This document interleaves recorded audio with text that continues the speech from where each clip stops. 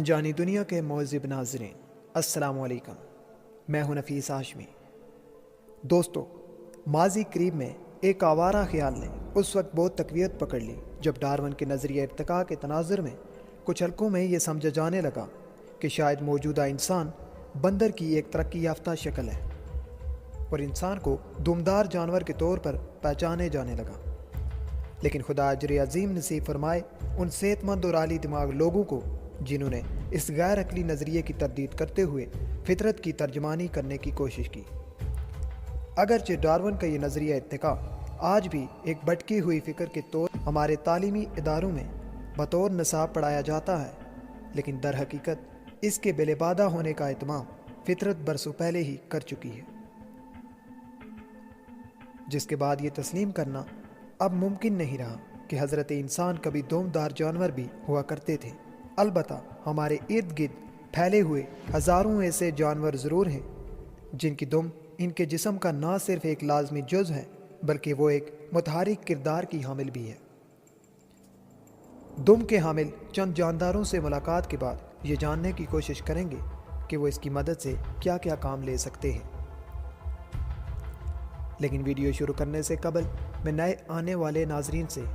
نہایتی ادب سے یہ گزارش کروں گا کہ وہ چینل کو سبسکرائب کر کے ساتھ میں موجود بیل کے بٹن کو بھی دبا دیں۔ ناظرین گرامی، جب ہم نے حضرت بندر سے یہ جاننے کی کوشش کی کہ وہ اس دم کا بوجھ کیوں اٹھائے پھرتے ہیں تو جواب میں پہلے تو انہوں نے دو چار الٹی سیدھی چھلانگیں لگا کر ہمیں مروب کرنے کی کوشش کی اور بالآخر دم کے بل پر درخت کی ایک شاخ سے لٹکتے ہوئے یوں گویا ہوئے، کیا تم بھی میری طرح ہوا میں اسی طرح لٹکنے کا فن جانتے ہو؟ ہمارے دو چار تعریفی کلمات جلد ہی رنگ لے آئے اور موصوف نے نیچے اتر کر سب سے پہلے تو دم کی مدد سے زمین کو صاف کیا اور پھر شاہانہ انداز میں فرمایا، تم بدقسمت انسان، کیا جانو دم کی اہمیت کیا ہے؟ ہم بغیر شاہی لباس زیب تن کیے اس کی مدد سے اپنے پردے کا اہتمام فرماتے ہیں۔ یہ نہ صرف ہمارے جذبات کی ترجمانی کا کام دیتی ہے بلکہ ہم اپنی زندگی کے بہت سے معاملات بھی اس کی مدد سے نپٹا لیتے ہیں۔ خواتین و حضرات، ہم جب ادب سے اجازت لے کر وہاں سے اٹھے تو چند ہی قدم فاصلے پر ایک کتا ہمارے استقبال کے لیے موجود تھا۔ پھر ہم نے اپنی زبان میں اس دمدار جانور کو آداب عرض کیا تو موصوف نے اپنی دم کو بل دیتے ہوئے غرا کر ہمیں خوش آمدید کہا۔ جب ہم نے اپنے آنے کا مدعا عرض کیا تو جناب نے طنزیہ ہنسی کے بعد کہا، اے بدقسمت انسان، تیری دم کہاں ہے؟ ہم نے عرض کیا، جناب اس نعمت عظمیٰ سے ہم پیدائشی طور پر محروم ہیں۔ کتے نے اظہار افسوس کیا اور پھر ہمارے سوال کے جواب میں کہا، تم کیا جانو یہ دم ہی تو ہے جو کہ ہماری دوسری زبان ہے، جس سے ہم نہ صرف خوشی بلکہ ناراضگی کا اظہار بھی کرتے ہیں۔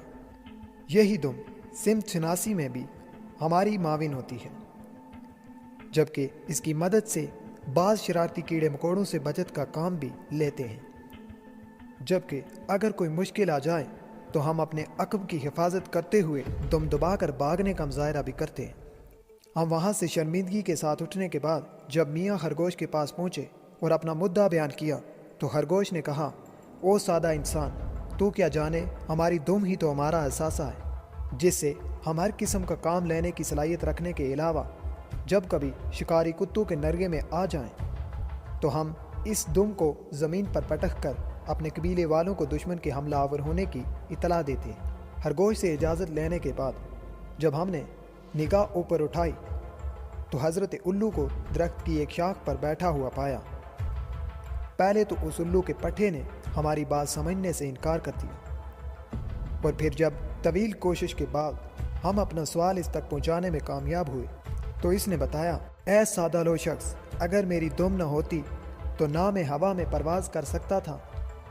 اور نہ ہی اس شاخ پر بسیرا کرنے کے قابل تھا۔ اور جب ہم نے میڈم بینس کا دروازہ کھٹکھٹایا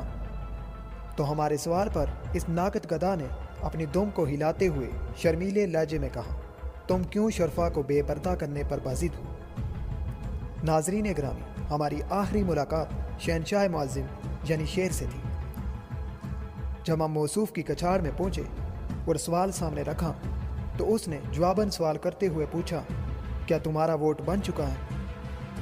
جب ہم اس بے ایمانی سوال پر شرمندہ ہوئے اور نفی میں جواب دیتے ہوئے عرض کی، جناب ہم تو حضور کے انٹرویو کے لیے آئے ہیں، اور اگر آپ پسند فرمائیں تو ہم آپ کی عوام کی موجودگی میں یہ فریضہ انجام دینا چاہتے ہیں۔ تھوڑی دیر سوچنے کے بعد شیر اپنی کچھاڑ سے باہر آ گیا اور نکلتے ہی غصے سے بولا، مجھے کیوں نکالا؟